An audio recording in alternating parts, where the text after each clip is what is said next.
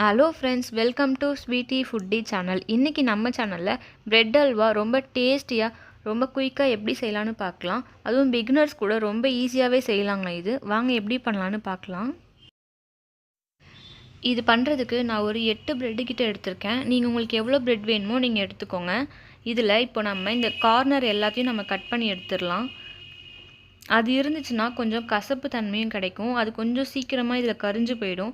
அதனால் அதில் டேஸ்ட் அந்தளவுக்கு நல்லா இருக்காது. அதனால் நம்ம அதை எடுத்துகிட்டு பண்ணும்போது நல்லா சாஃப்டாக ரொம்ப நல்லாவே கிடைக்கும். அதனால் நீங்கள் இந்த கார்னர்ஸ் எல்லாத்தையும் எடுத்துருங்க. இப்போ இந்த மாதிரி கட் பண்ணதுக்கப்புறமா இதை ஒரு மிக்ஸி ஜாரில் சேர்த்துக்கலாம்.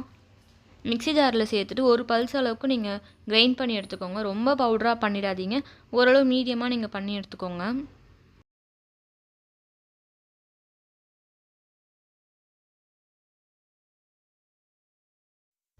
இப்போது இந்த அளவுக்கு அரைச்சா மட்டும் போதும். இப்போ ஒரு கடாய் எடுத்துக்கலாம். அதில் தேவையான அளவுக்கு ஆயில் விட்டுக்கலாம். இப்போது எண்ணெய் கொஞ்சம் காஞ்சிடுச்சு. இதில் நம்ம அரைச்சி வச்சுருந்த பிரெட் எல்லாமே ஆட் பண்ணிவிட்டு நல்லா கிளறி விடலாம். தீயக்கூடாது. தீயறதுக்கு முன்னாடி ஸ்டேஜ்லேயே நம்ம கிளறி விட்டுக்கிட்டே இருக்கணும். அப்போ தான் அது தீயாமல் நமக்கு கிடைக்கும். இது நீங்கள் ஆயில் வச்சு நீங்கள் நல்லா டீப் ஃப்ரை கூட பண்ணி எடுக்கலாம். ஆனால் பிரெட்டு வந்து நிறைய ஆயிலை உறிஞ்சிடுறதுனால டேஸ்ட் வந்து நமக்கு மாறி போயிடும். அதனால் இப்படி ரோஸ்ட் பண்ணி எடுத்திங்கனாலே போதும். இதுவே டேஸ்ட் நல்லாயிருக்கும்.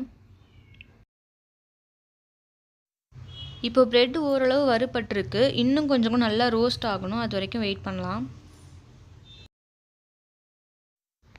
இப்போ பார்த்தீங்கன்னா பிரெட் நல்லா ரோஸ்ட் ஆகிடுச்சு. இதுவே நமக்கு கரெக்டாக இருக்கும். நம்ம இப்போயே வந்து ஸ்டவ் ஆஃப் பண்ணிவிட்டு இதை வேறு பாத்திரத்தில் மாற்றி வச்சுடுங்க. இல்லைனா அந்த கடாயோட ஹீட்டுக்கு நம்மளோட பிரெட் வந்து தீஞ்சு போயிடும். இப்போது ஒரு பேனில் நான் கொஞ்சமாக நெய் விட்டுக்கிறேன். இப்போது நெய் கொஞ்சம் சூடாயிடுச்சு. இதில் நான் 20 முந்திரி கிட்ட சேர்த்துக்கிறேன். உங்களுக்கு எவ்வளோ வேணுமோ நீங்கள் ஆட் பண்ணிக்கோங்க. இதை நல்லா வறுத்து எடுத்துக்கலாம். இப்போ முந்திரி நல்லா ரோஸ்ட் ஆகிடுச்சு. இதை வேறு பவுலில் மாற்றி வச்சுக்கலாம். இப்போது அதே பேனில் நான் 1 கப் அளவுக்கு சர்க்கரை எடுத்திருக்கேன். நீங்கள் சர்க்கரை கம்மியாக சாப்பிடுவீங்க அப்படின்னா நீங்கள் 3/4 கப்பு கூட எடுத்துக்கோங்க. ஆனால் 1 கப் அளவு வந்து கரெக்டாக இருக்கும். இப்போது சர்க்கரை எடுத்த கப்லேயே நான் 1 கப் அளவுக்கு தண்ணி ஆட் பண்ணிக்கிறேன். இப்போது இந்த தண்ணி வந்து கொதித்து வந்தால் மட்டும் போதும். இந்த ஒரு கம்பி பதம் அந்த அளவுக்கு வரணுன்ற அவசியம் கிடையாது. இது நல்லா கொதித்து சர்க்கரை கரைஞ்சி வரணும். இப்போது சர்க்கரை நல்லா கரைஞ்சி வந்துடுச்சு. இதில் நம்ம வறுத்து வச்சுருந்த பிரெட்டை ஆட் பண்ணி நல்லா கிளறி விட்டுக்கலாம்.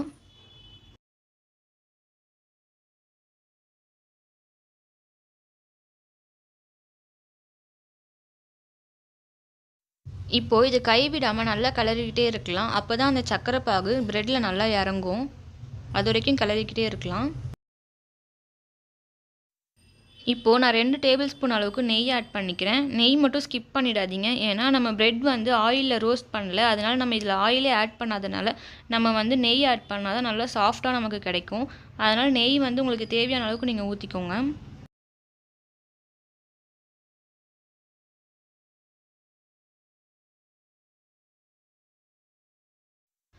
இப்போ பார்த்தீங்கன்னா பிரெட் அல்வா கடாயில் படாமல் நல்லா சுருண்டு சுருண்டு வருது. இந்த ஸ்டேஜில் நான் 1/4 கப் அளவுக்கு பால் ஆட் பண்ணிக்கிறேன். நீங்கள் பால் ஆட் பண்ணிங்கன்னா நல்லா சாஃப்டாக இருக்கும். இது ஹார்ட் ஆகாமல் இருக்கும். அதனால் நம்ம பால் ஆட் பண்ணிவிட்டு நல்லா மிக்ஸ் பண்ணி விட்டுறலாம். இப்போது கைவிடாமல் கிளறிக்கிட்டே இருக்கலாம். அப்போ தான் அல்வா பதத்துக்கு இது நல்லா சாஃப்டாக கெட்டியாக வரும். அது வரைக்கும் நம்ம மிக்ஸ் பண்ணிக்கிட்டே இருக்கலாம்.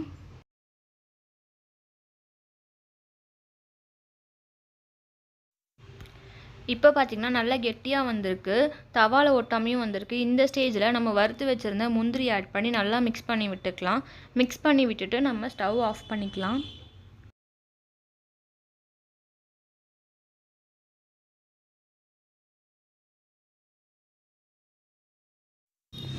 இப்போது ரொம்ப டேஸ்டியான பிரெட் அல்வா ரெடி ஆகிடுச்சு. ரொம்ப குயிக் அண்ட் சிம்பிளாக இது ஒரு 10 மினிட்ஸ்லேயே நீங்கள் பண்ணிடலாம். இது நீங்கள் உங்கள் வீட்டில் ஒரு வாட்டி ட்ரை பண்ணி பார்த்துட்டு எப்படி இருந்துச்சுன்னு கமெண்ட் பாக்ஸில் கமெண்ட் பண்ணுங்கள்.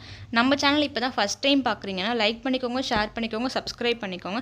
கூட இருக்க அந்த பெல் ஐக்கானையும் கிளிக் பண்ணிக்கோங்க. அப்போ தான் நான் போடுற வீடியோஸ் உங்களுக்கு கண்டினியூவாக வந்துக்கிட்டே இருக்கும். மறக்காமல் நம்ம சேனலுக்கு உங்கள் சப்போர்ட்டை கொடுத்துட்டே இருங்க. தேங்க்யூ ஃபார் வாட்சிங் ஃப்ரெண்ட்ஸ்.